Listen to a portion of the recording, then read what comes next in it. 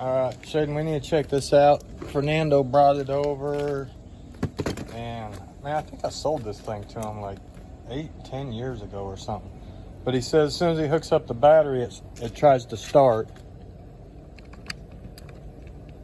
Which it ain't right now. Oh. I did hear something click. So, one of two things wrong with this, Shaden. Either the start button's bad, which I think looks like it's probably hooked to here now, or the starter solenoid is bad. So let's check this button out first, Shaden, because I imagine that's the problem. Wait a minute. Let's do that again. Okay, so now it's not doing anything. Hold that wire to there. Oh, wait.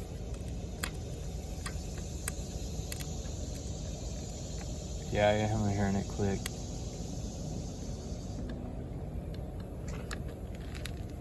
So we're gonna get a battery charger on that. The starter solenoid may be bad. So let's figure it out. Okay, got a battery charger on there. So there's a few things we're going to check on this. Number one, if our key switch has the power going to the ground on there, that could be a problem. So like on a lot of your ATVs, your solenoid will have power running to it, and once you hit the button, it actually grounds it out. Same thing with your starter. Your starter's got a wire connected directly from your battery to the starter. When you hit the button, it grounds it out. So that's how a lot of that stuff works. So either we got bad solenoid, bad switch, which the switch is apart, so that can't be the problem, or we possibly got a grounded out key switch. So you can literally just unplug this, and it is still doing it as of right now. So that's the key is on there, and we'll turn the key off. Still doing it. Let's unplug the key. And if you don't have a voltmeter, this is kind of how you can check things for yourself. So we know it ain't the key. Now we want to check the starter solenoid. I'm actually going to use a voltmeter on this. And it looks like it technically should be wired up right. But if I've got 12 volts on both of these, that's probably going to be my issue. Alright, so we got our battery unhooked. I got my starter solenoid unhooked. Probably put it on voltage.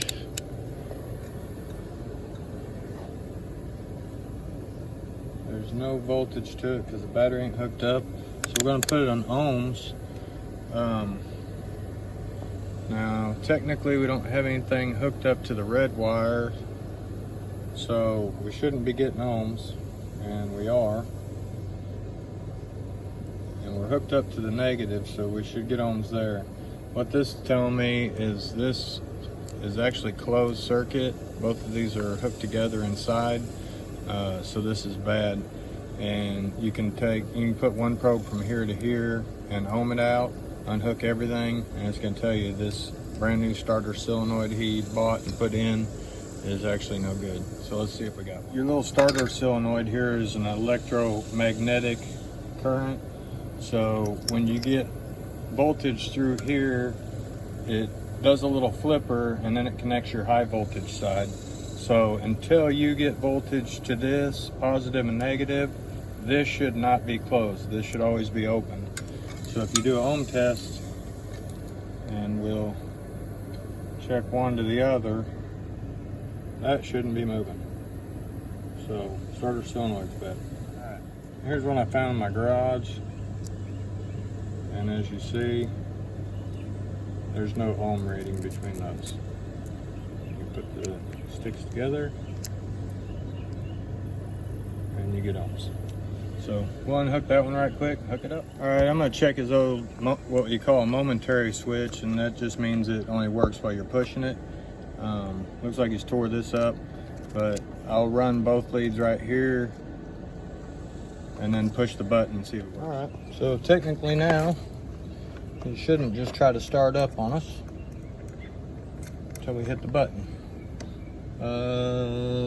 Looks like that nut and that screw's gone. See if I got one. All right, so technically, let's see what happens. Technically, key switch is in the on position. Starter solenoid's on there. Should be able to hit this and start it up. Should be able to hit this and start it up. Start it up. Start it up. Oh. She spits and sputters a little bit. A couple of things I'm going to check is because the starter's getting warm, and go ahead and turn that key off. And this auto enrichener also is really warm. So we're going to pull the plug. Another thing we need to check is the oil, because some of these scooter motors are notorious for, oh, well, there you have it, overfilling the crankcase, and they won't run if you got too much fluid in there. So we're going to drain out about a quart of gas and oil and see if she starts up. All right, got me a little funnel with a screen in it. Let's put about 0.8 quarts in there and see if she fires up. Got no oil in there. I noticed the headset. We're gonna need to tighten them bolts up. See if it runs. Got the key switch on. Come on, girl. Well, carburetor's flooding. There's not even a carburetor on there right now.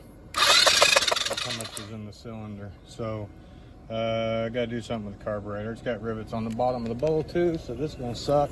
I may just call them all and see if Robert's got one.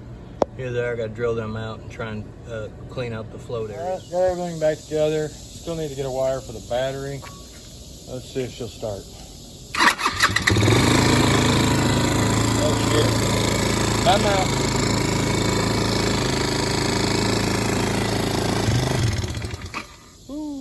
Okay, that's pretty sketchy doing one-handed. So I need to adjust the carburetor or check the throttle cable or something. She was taking off.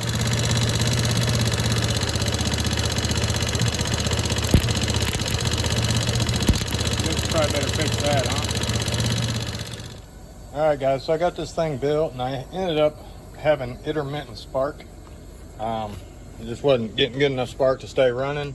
So if you ever have this problem on a lot of four-wheelers, motorcycles, or anything like that, first thing to check is your spark plug, see if it's bad.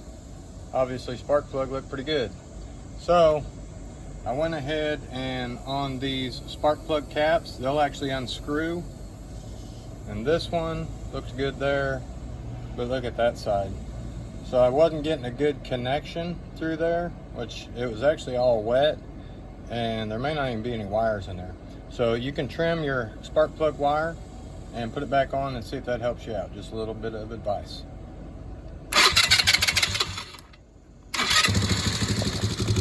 Finished her up, boys. She's kicking a little bit, but let's take her for a test ride, shall we?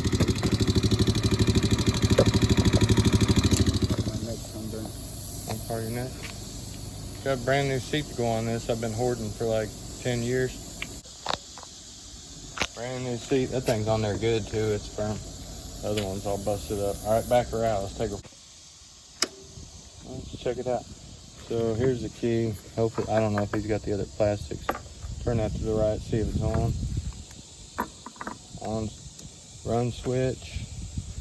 And yeah, it's a scooter motor.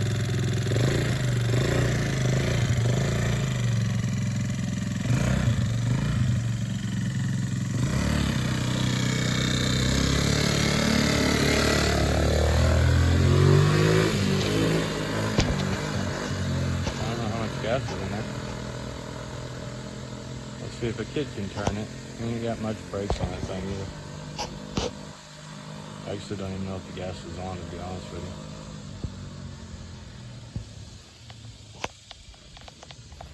Little 150cc. This belongs to one of my buddies, Fernando.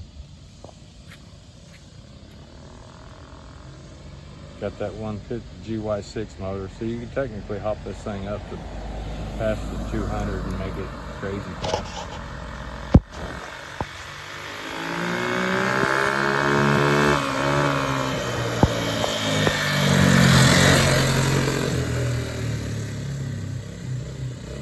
Alright man, y'all like, subscribe, hit the notification button. That steering stem on that was just ridiculous. That took me about 4 days.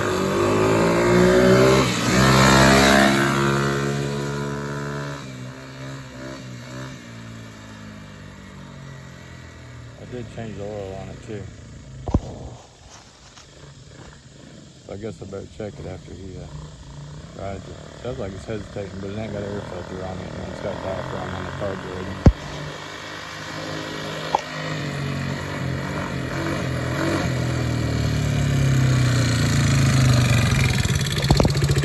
You need a scooter quad? Pretty fun? Thumbs up? Alright, go park it, it ain't ours.